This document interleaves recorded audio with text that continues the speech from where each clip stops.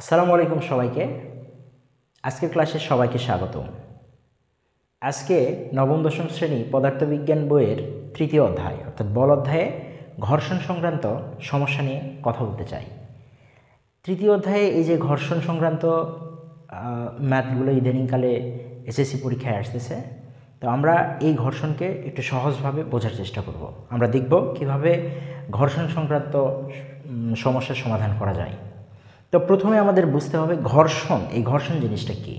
ঘর্ষণ হলো, ধরা যায় এইখানে একটা বস্তু আছে, তো এই বস্তুটা নিশ্চিতভাবে একটা তলের উপর থাকে। তাহলে একটা বস্তু একটা তলের উপরে আছে। এখন এই বস্তুকে যদি আমি এখান থেকে সামনের দিকে সরাইতে চাই, বস্তুকে আমি সামনের দিকে সরাইতে চাইলাম, তাহলে কি করতে হবে? তাহলে এই বস্তুর উপর একটা বল প্রয়োগ করতে হবে। এইখানে একটা বল প্রয়োগ করলাম, আমরা এ বল প্রয়োগ করলাম, এটা আমরা বলতেছি। এখন এই বস্তুকে যদি আমি বল প্রয়োগ করি, তাহলে এই বস্তুকে যদি আমি যখন সরাতে চাইবো এবং এটা যখন একটা তলের উপর থাকবে, তখন তল কর্তৃক এই বলের বিরুদ্ধে আরেকটা বল কাজ করে, যেটা এই বল যদি এদিকে কাজ করে তাহলে ঘর্ষণ কাজ করবে তার বিপরীত দিকে। অর্থাৎ ঘর্ষণ মানে হচ্ছে বাধা। তার মানে কোনো একটা বস্তুকে সরানোর জন্য আমি যে বল প্রয়োগ করি, তখন গতির বিরুদ্ধে আরেকটা বল যে কাজ করে সেই বলের নামই হলো ঘর্ষণ বল। তো এই বস্তুর আমি ধরলাম, এই বস্তুর ভর এম সমান আমি ধরলাম 50 কেজি। তাহলে এই বস্তুকে যদি আমি বল প্রয়োগ করি এবং এই বস্তুর ভর যদি 50 কেজি হয়, তাহলে আমি অনায়াসে বলতে পারি যে এই বস্তুকে সরানো যাবে।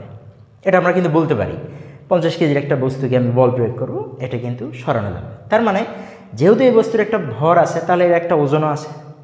এখন এই বস্তুর ভর যদি 50 কেজি না হয়ে 500 কেজি হইত বা 5000 কেজি হইত, 5000 কেজি, তাহলে বস্তুর ভর কত ছিল? 50 কেজি। এখন কত? 5000 কেজি। তাহলে বস্তুর ভর আগে কত ছিল? 50 কেজি। এখন কত? 5000 কেজি।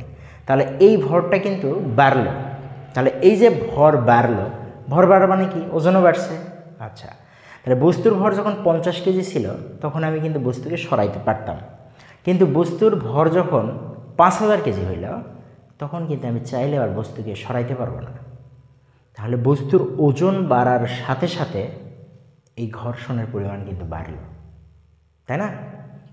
আগে 50 কেজি ছিল, তাহলে 50 কেজি থাকাকালীন সময়ে আমি বস্তুকে সরাইতে পারতাম।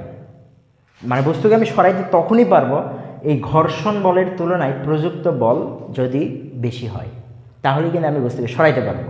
কিন্তু আমি যদি দেখি যে ঘর্ষণ বল যত, তার চেয়ে যদি প্রযুক্ত বল কম হয়, তাহলে কিন্তু আমি আর তাকে সরাইতে পারতেছি না, বস্তু ওই জায়গাতেই থাকবে। এর অর্থ হচ্ছে এই বস্তুকে আমি যখন বল প্রয়োগ করতেছি, তখন বলের বিরুদ্ধে আরেকটা বল কাজ করতেছে, সেটাই তার ঘর্ষণ বল। তার মানে আমার বস্তুর ভর বেশি হওয়ার সাথে সাথে আমার ওজন বৃদ্ধি পাচ্ছে, এবং ওজন যখন বাড়তেছে বস্তুকে আর আমি সরাইতে পারতেছি না। তাহলে বস্তুর ওজনের সাথে এই যে ঘর্ষণ বল, এর সম্পর্ক কিন্তু সমানুপাতিক সম্পর্ক। কেন? কারণ ওজন যখন বাড়তেছে, ঘর্ষণ বলও তখন বাড়তেছে। ওজন যখন কমতেছে, ঘর্ষণ বলের মানও কমতেছে। তাহলে কিন্তু আমরা এই সম্পর্কে আসতে পারি যে ঘর্ষণ বলকে যদি আমি ছোট হাতের এফ ধরি, তাহলে এফ সমানুপাতিক ডাব্লিউ। তাহলে এখানে আমরা বলতে পারি যে এই যে ছোট হাতের এফ, এফ মানে হলো ঘর্ষণ বল, এফ মানে ঘর্ষণ বল, আর এই ডাব্লিউ মানে বস্তুর ওজন। তাহলে এই দুটো কথা কিন্তু আমরা লিখতে পারি যে এফ মানে ঘর্ষণ বল আর ডাব্লিউ মানে বস্তুর ওজন। তাহলে আমরা যখন একটা সমানুপাতিক চিহ্ন থাকে, এই চিহ্নটাকে যদি আমরা উঠাই দিতে চাই, তাহলে আমাদের একটা ধ্রুবক বসাতে হয়। তাহলে এফ সমান চিহ্ন যখন আমি একটা সমীকরণ বানাবো, তখন এখানে আমার একটা ধ্রুবক বসবে। এই ধ্রুবকের নাম হচ্ছে মিউ। অর্থাৎ এই যে এখানে মিউ আর এইখানে থাকলো ডাব্লিউ। অর্থাৎ এই যে নতুন একটা শব্দ আমি পাচ্ছি মিউ, এটার নাম হলো মিউ।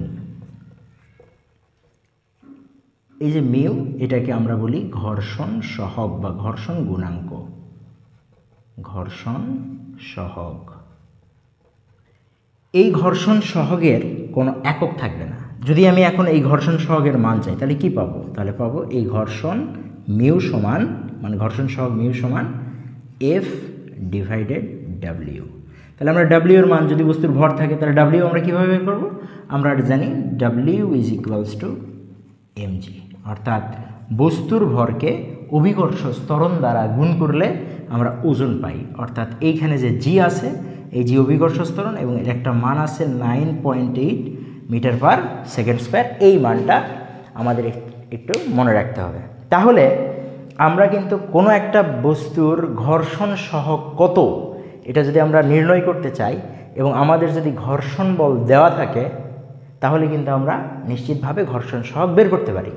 আবার যদি ঘর্ষণ সহগ দেওয়া থাকে এবং বস্তুর ভর দেওয়া থাকে, তাহলে কিন্তু আমরা ঘর্ষণ বলও বের করতে পারি।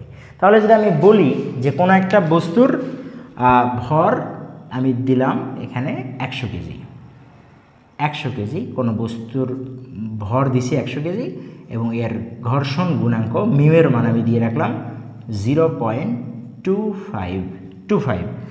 আমি যদি জিজ্ঞেস করি, প্রশ্নটা যদি তোমাদের কাছে রাখি যে এখানে ঘর্ষণ বল অর্থাৎ এফ এর মান কত, এফ ইজ ইকুয়ালস টু কত, এই জিনিসটা তোমরা অবশ্যই এই ভিডিওর নিচে কমেন্ট করে জানাই দিবা যে এখানে ঘর্ষণ বলের মান কত হবে।